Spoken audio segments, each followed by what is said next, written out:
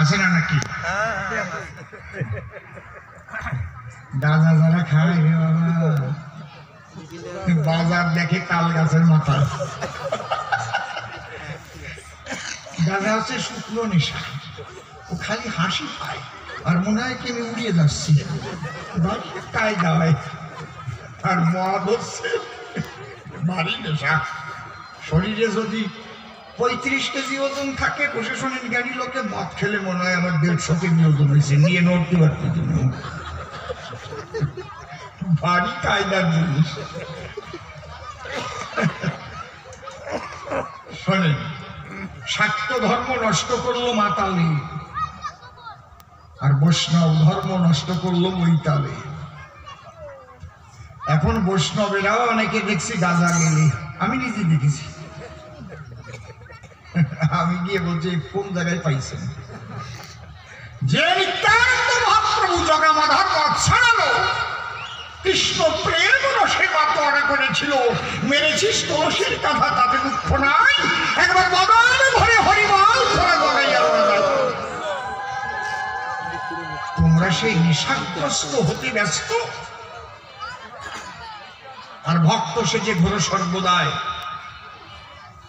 দেখবেন কালী পুজো যেখানে করে, ওরে বাবা রে বাবা, চুল্লু খাওয়ার বাহার কি! খারাপ কথা করছি না তুমি? একদম সনাতন ধর্মটাকে শেষ করে দিচ্ছে না। তারপরে বিসর্জন যখন হয়, পাকা রাস্তায় যখন নিয়ে যায়, ধুলিয়ে ধুলিয়ে পড়ে রে মশাই। এদিক মাইকে বাজে ওলে ওলে, আর তার যে কোন জায়গা জ্বলে হাসি আমার হবে, তার জয়। দেখছি মায়েরাও আবার ওই দলে যায়। আপনাদের করে দিলাম মানা, আগেই বলবেন এই চুল্লু মুল্লু খালি কিন্তু আমরা তোমার সাথে যাব না। এইগুলো মায়ের পূজার কোনো আনুষঙ্গিক কিছু না। যাকে ও কথা এই পর্যন্ত থাকবে বাবা, বেশি বলা ভালো না। তাহলে ভক্ত কিসে হয়? ভক্তি ধন থাকলে তারে ভক্ত কয়। তাহলে আমি কৃষ্ণ শ্যামরায়, আমার ভক্তি নাই। নারদ দিয়ে বলি তোমার অভিব্যক্তি, আমার আছে ভিতরে শক্তি, এই জন্য আমাকে সর্বশক্তিমান জানে বিশ্বময়। তাহলে কেউ যদি ভক্তি চায়, ভক্তি কি কোনো দোকানে কিনতে পাওয়া যায়? যদি ভক্তি দোকানে কিনতেই পাওয়া যেত, তাহলে Reliance company, tata company, Birla company, Sahara কোম্পানির মালিক টাকা নিয়ে ভক্ত হয়ে যেত কিনে কিনে। তাহলে কোথায় হচ্ছে ভক্তির বাস? আমি সবাই করি প্রকাশ, একমাত্র ভক্তের হৃদয়েই ভক্তির বাস, এটা জানেন সর্বজন। ভক্ত সঙ্গ করিলে পরে ভক্তের করুণা যদি হয় কারোর উপরে, তাহলে তার মধ্যে ভক্তি ধন বাড়ে। আর অসৎ সঙ্গ করলে তার ভক্তি হয় বিনাশ। আমার একদম পরিষ্কার কথা। তাহলে আমি কৃষ্ণ দয়াল হরি, ভক্তি পেতে যজ্ঞ করি, ভক্ত মিলন যজ্ঞ, এর নাম শুনো দিয়ে মন। এই জন্য নারদ তোমার কাছে বলেছি, অনারদ আমি তো যজ্ঞ করিতেছি, তুমি সকল ভক্তদের দিও নিমন্ত্রণ। তোমারই করিবা না, বৃন্দাবনে তুমি নিমন্ত্রণটা দিও না। এটা আমি বললাম কি কারণ? আমি কৃষ্ণ চিন্তামণি, ভালো করে আমি জানি ওই যে নারদমণি উল্টো তালে চলে সর্বক্ষণ। আমি যদি বলি তাই নারদ, ব্রজবাসীর মতো ভক্ত আর জগতে নাই, তুমি আগে এই ব্রজবাসী অর্থাৎ বৃন্দাবনে দেবে নিমন্ত্রণ। নারদ করবে ভালো না, ওই বৃন্দাবনের মধ্যে যাবই না। আমি কি ভক্ত না একজন? নারদকে আমি মানা করি, স্বয়ং কৃষ্ণ দয়াল হরি নারদ বিনা হাতে ধরি, আগেই বৃন্দাবনে দিল দর্শন। রাধারানী দেখতে পেয়ে নারদকে বলে ডাক দিয়ে, ও নারদ, বিনাখানা হাতে নিয়ে ব্রজধামে হঠাৎ এলে কি কারণ? নারদমণি বলে, তাই যজ্ঞ করে প্রাণ কানাই, তাই তোমাদের সেই যজ্ঞ নেমন্তন্নটা নাই, এইটা জানাবার জন্য আমি দিলাম দর্শন। কেউ নিমন্ত্রণ নাই এই বলতে যায়। রাধারানী মনে ভাবে যজ্ঞ করে শ্যাম কেশবে, যদি নিমন্ত্রণ আমাদের নাই দেবে, তাহলে না দিলে জানাতে আসবে কি কারণ? নিশ্চয়ই কৃষ্ণ গুণাধারে বলেছে নিমন্ত্রণ করে আসো ব্রজপুরে, আমরা যাতে না যাই যজ্ঞাগারে, তাই উল্টো কথা নারদ মুনি বলতেছে। এখন তাই নাকি? রাধা কি বললো? নারদ, তোমার নাই জানা, নিজের আপন লোককে নিমন্ত্রণ করা লাগে না। সাধু বাবা এই যে অনুষ্ঠান করতেছে, উনি কি ওনার বউরে নিমন্ত্রণ দিচ্ছে? গান শুনতে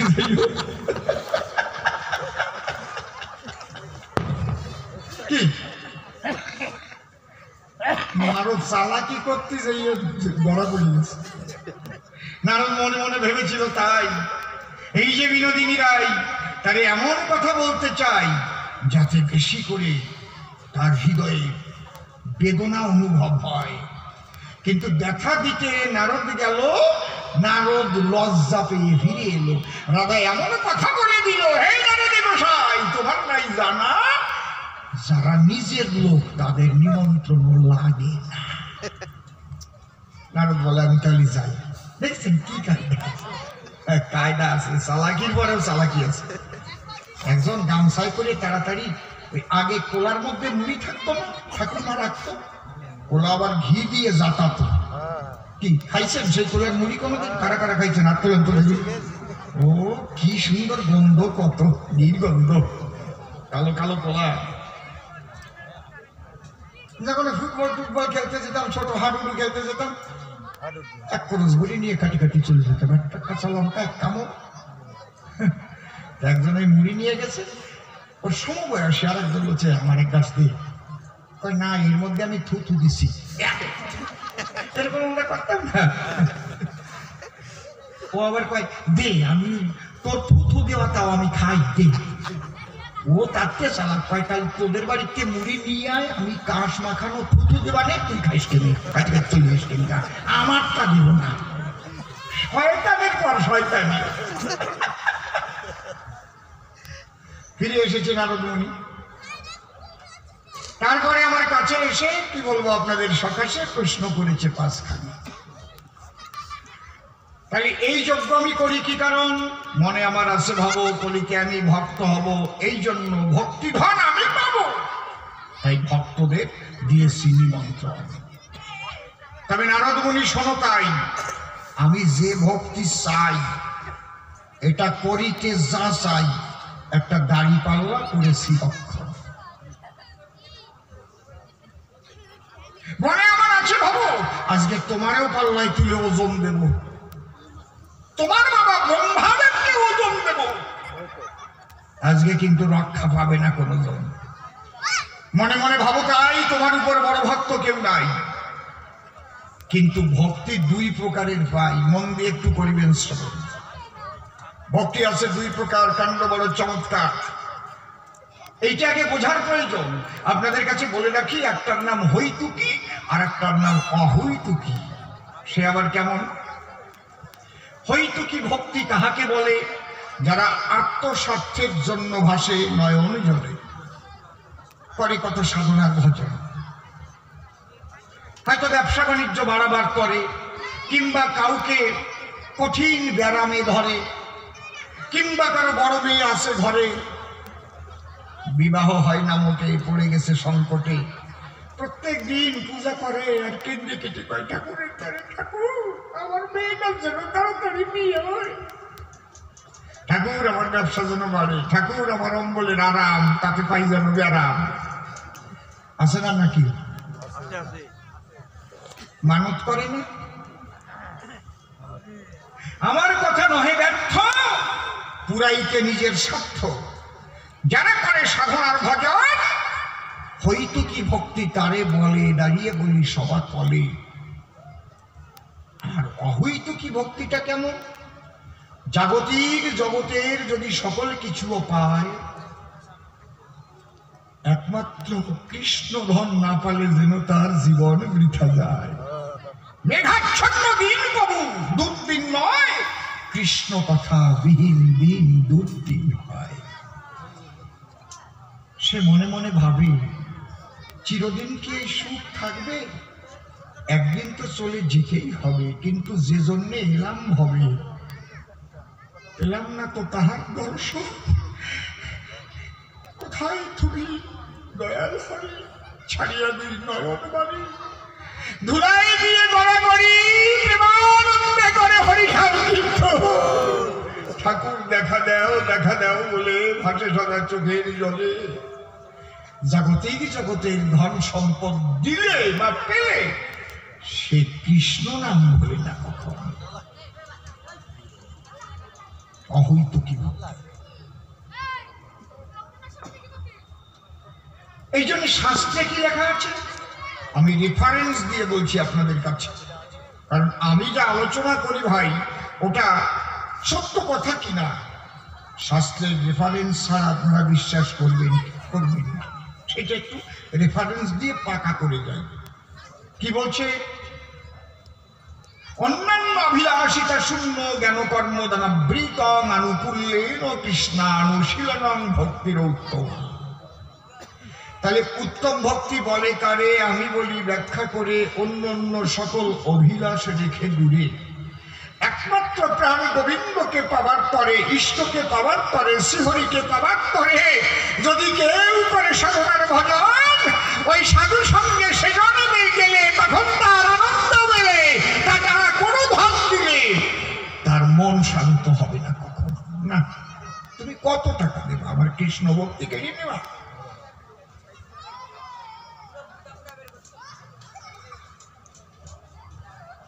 হচ্ছে অহৈতুকী ভক্তি। বুঝেছে ব্যাপারটা কি? পেটে সেই অহৈতুকী ভক্তি ধারণ করেছি যজ্ঞের আয়োজন। শোনো ব্রহ্মার নন্দন, এই জন্য দাড়ি পাল্লা রেখেছি এক ধারে। আমার কথা যেও না ভুলে, সবাইকে ওজন দেব পাল্লায় তুলে। একটা পদ্ম ফুলের সঙ্গে সবাই হইবে ওজন। শোনো মন চিত্ত করে আকুল, কেন পাল্লার পরে রেখেছি পদ্ম ফুল। এই পদ্ম সাধারণ নহে কদাচন। আমি সবাই বলি অদ্য, পদ্মের নাম রাধা পদ্ম। এই পদ্ম গোলক ধামে হয়েছিল সৃজন। একদিন রাধা রানী ডেকে কয়, নিত্য গোলকে আমায় আমি চরণ যুগল রাখিব কোথায়? তখন ওই রাধা পদ্ম আমি করেছিলাম সৃজন। সেই পাও রেখে চরণ রেখেছিল পদ্মের পরে, আর সেই পদ্ম দিয়েছি পাল্লার উপরে। তাহলে ফুলের সঙ্গে ওজন আমি দেব কি কারণ? আমি বলি সভাকটে এই জগতে ফুল ফোটে, মালিকার বোটা কেটে মালা গেঁথে নিয়ে হাঁটে, বিক্রয় করে কত জন। আবার ফুল যখন ফোটে চারিদিকে তার সুন্দর গন্ধ ছোটে, তাই না? সেই গন্ধ মকরন্দে আনন্দে ভরে ওঠে মন, তাই তো নাকি? জুই, চামেলি, শিউলি, বকুল, যার গন্ধে আমরা হয়ে যাই আকুল। কিন্তু এই জগতে যে ফোটে ফুল, সে কি নিজের জন্য ফোটে কদাচন? ফোটে কি নিজের জন্য? ফুল ফোটে না, নিজের ভাগ্যে অন্য কিছুই জোটে না। তবে ফুলের জীবন কখন ধন্য হয়? যদি কেউ ফুল নিয়ে মালা গেঁথে গোবিন্দের গলে দিয়ে, কিংবা সেই ফুল গোবিন্দের চরণে লাগায়, গোবিন্দ সেবার জন্য ফুলের জীবন হয় ধন্য ধন্য। তাই না হলে ফুলের জীবন বৃথা চলে যায়। কথা নয় অসঙ্গত, আমরা প্রতিটি জীব এক একটা ফুলের মতো।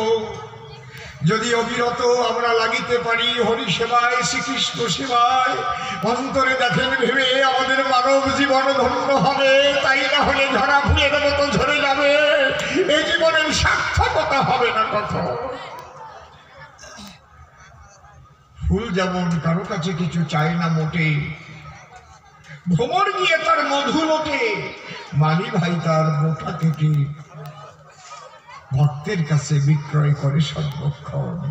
ভক্ত সে ফুল নিয়ে যায়, পৌঁছায় দেয় গোবিন্দের পায়ে, মালা গেঁথে দেয় গলায়। ফুলের জীবন ধন্য হয়।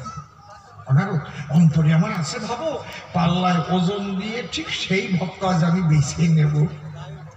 যখন সেই ভক্ত আমি পাবো, আমি কৃষ্ণ সীমা হব তার চরণে। আর যজ্ঞের অর্ঘ্য করব সমর্পণ। তার ভাবকান্তি বিলাস নিয়া কৃষ্ণরূপ ত্যাগিয়া আমি শ্রী চৈতন্য মহাপ্রভু হইয়া নবদ্বীপে করিব গমন। প্রেমানন্দে বলব হরি, ধুলাই দেব গণাগণি। নারদ মুনি আমার কথাগুলো মন দিয়ে করিয়াছ। খালি যজ্ঞ করি জগন্নাথে একমাত্র বিশুদ্ধ ভক্তি পেতে। আমি ভক্ত হয়ে অবনীতে করব অবতরণ। শোনেন যত যজ্ঞ বিজ্ঞ যজ্ঞেশ্বর তাই করিছে যজ্ঞ। এই যজ্ঞ নয় উপসর্গ, পরিষ্কার আমি করিলাম বর্ণ। তাহলে যজ্ঞ করি কেন?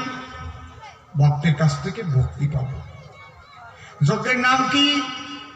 ভক্ত মিলন যজ্ঞ। এই যজ্ঞের নাম রাখি। যেহেতু এই যজ্ঞ প্রভাস তীরে হয়, তাই এই যজ্ঞকে অনেকে প্রভাস যজ্ঞ কয়। তাহলে যজ্ঞের অর্ঘ আমি কারে করব দান? যে হবে পাল্লায় তুলে পদ্মের সমান, পদ্ম ফুলের সমান ওজন হলে আমি অর্ঘ্য দেব তার চরণ তলে। এই জায়গায় তো আমি বলেছি ভগবান, এই জায়গায় আমি খাটো। আমার হতে আমার নাম বড়, নাম হতে আমার ভক্ত বড়। নারদ ধরো আমার কথা ধরো, এই যে ভক্ত বড়, সব ভক্ত নয়। অহুইত কি ভক্ত হলে আমি পড়ি গিয়ে তার চরণ তলে। তার অহুইত কি ভক্তি পেলে আমিও ভক্ত হতে পারি বসু নাই। পরিষ্কার বোঝা গেল নাকি? একটু বোঝাতে পারলাম তো? চুপ করে থাকেন সবে, সব কথার জবাব হবে। একটার জবাব দিতেও বাকি রাখতে নাহি চাই।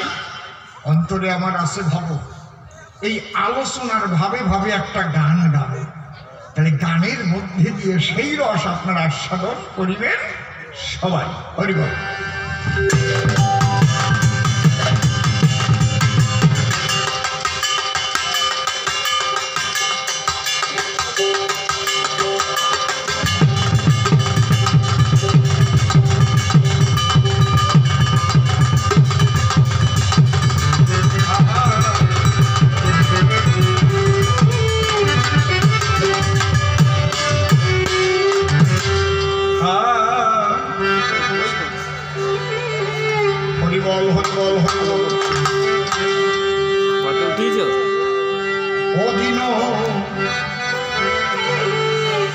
সবসময় লক্ষ্য রাখতে হবে আমি যে আলোচনাটা করলাম, এই আলোচনার ভাবে ভাবে যেন আমার গানটা পরিবেশিত হয়। অদিন বন্ধুরে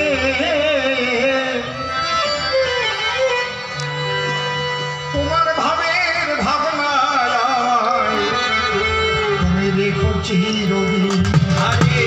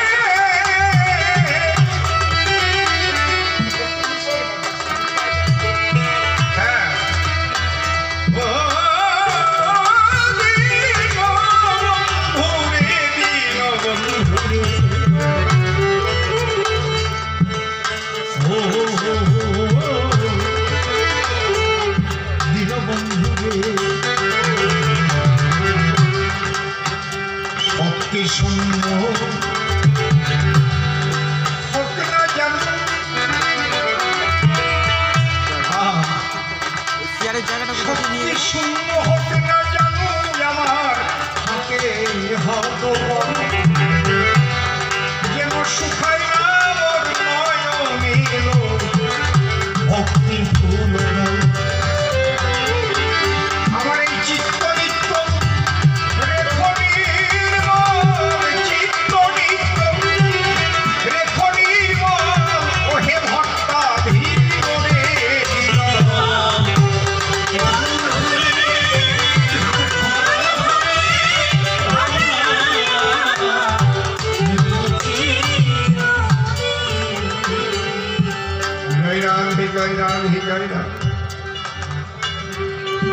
ভক্ত কি বলছে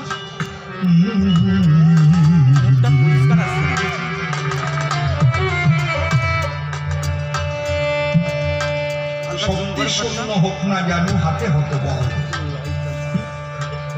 যেন শুকায় না মোর নয়নের লোর ভক্তি খুলে ছোট একদম ছোট একদিন নারদ মুনি শ্রীকৃষ্ণের কাছে জিজ্ঞেস করছে আচ্ছা ঠাকুর আমি মর্তধামে ঘুরতে গিয়ে দেখলাম হাজার হাজার তোমার মন্দির তার মধ্যে কত মন্দির 8 তলা 9 তলা বিভিন্ন ভাবে কারুকার্য খচিত কোথাও স্বর্ণ দিয়ে তোমার মূর্তি করা কোথাও কোষ্ঠী পাথর দিয়ে মূর্তি করা চর্বচস্য লেজ্জ পেয় খাদ্য দিয়ে তোমার ভোগ দিচ্ছে কিন্তু আবার এও দেখেছি কেউ একটা তাল পাতার কুড়ে ঘর তার এক কোনায় ছোট্ট একটা ফটো রেখে প্রত্যেক দিন একটা নকুল দানা দিয়ে তোমার পূজা দেয়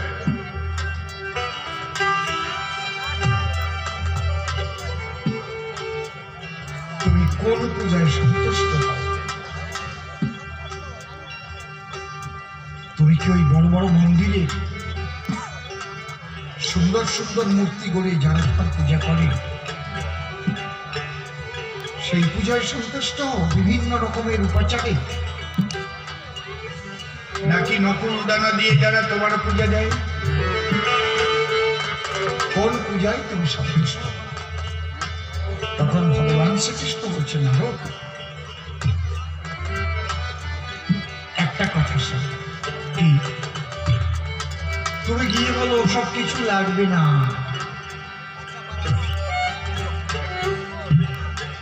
প্রতিদিন সকালে উঠে যেন শুধু একটা ফুল তুলে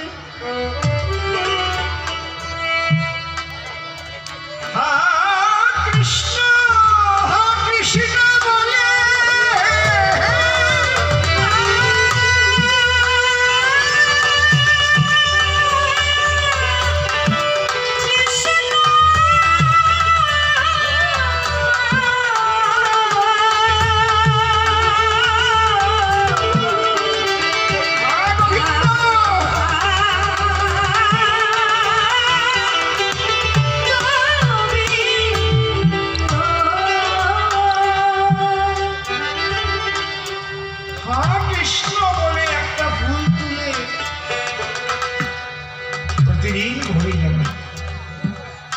কেউ আমার রাঙা পায়ে অর্পণ করে নারদ বলছে প্রভু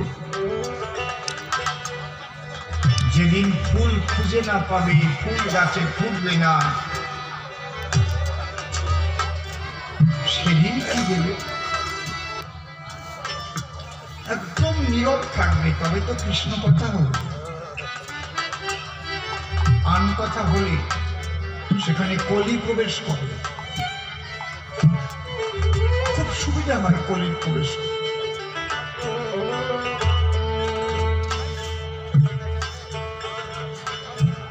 যে যেখানে আছে কাজ করবে আর আমার কথার দিকে কান রাখবে দেখি কবিগানে কি কি কথা হয় তার কর্মের মধ্যে নিয়ে এক কাজে দুই কাজ হয়ে যাবে তার সাধনাও হবে মনের পরিবর্তন হবে কৃষ্ণ কথা শুনে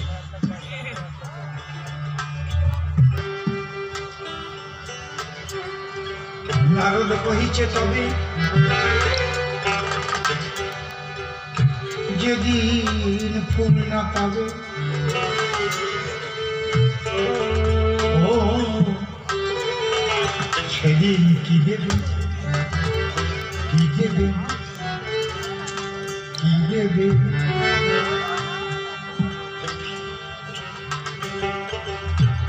কৃষ্ণ কহিছে নারদ শোন দিয়ে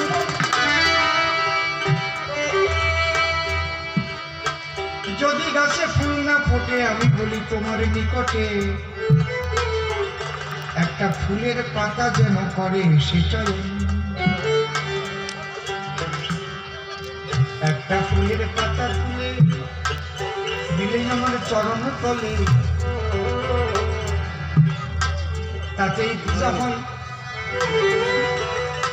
নারদ বলে কে শোনা বসন্তকাল আসার আগে গাছের পাতাও থাকে না পাতাগুলো ঝরে পড়ে যায়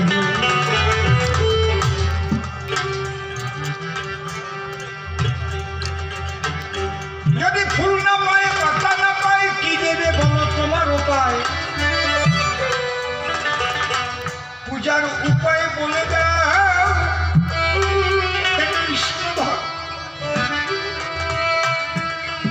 কৃষ্ণচন্দ্র ডেকে বলে ফুল পাতা নাহি পেলে যেন এক গন্ডুষ গঙ্গা জল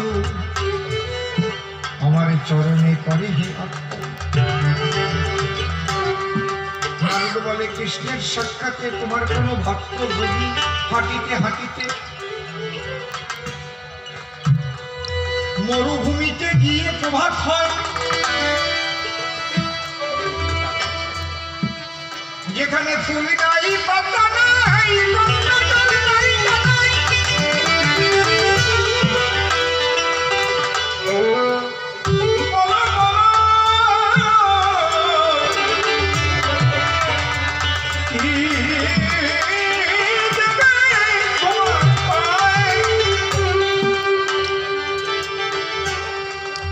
কৃষ্ণ বলছে নারদ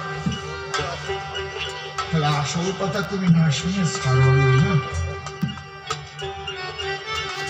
ফুলও লাগবে না পাতাও না গঙ্গা জলও আমি সব জীবের মধ্যে দিয়ে দিই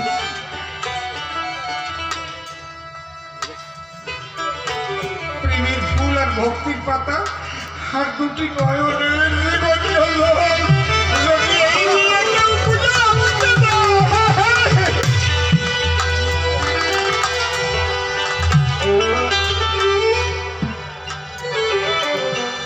তার চাইতে শ্রেষ্ঠ পূজা নাই দিনে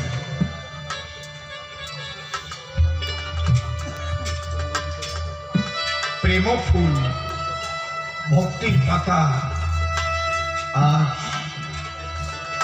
দুই নয়ন গঙ্গার জল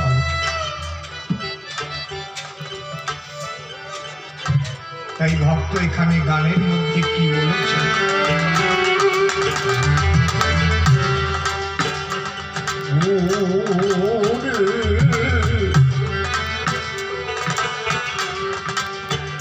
শক্তি শূন্য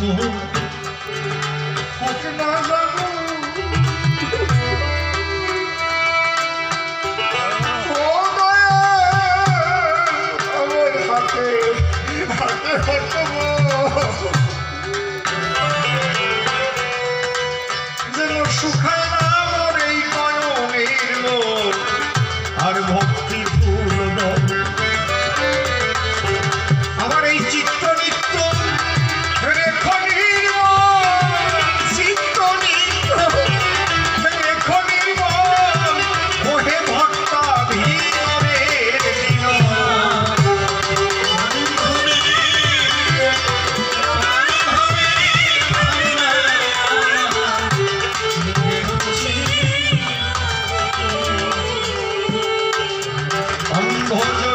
হয় দুই আখি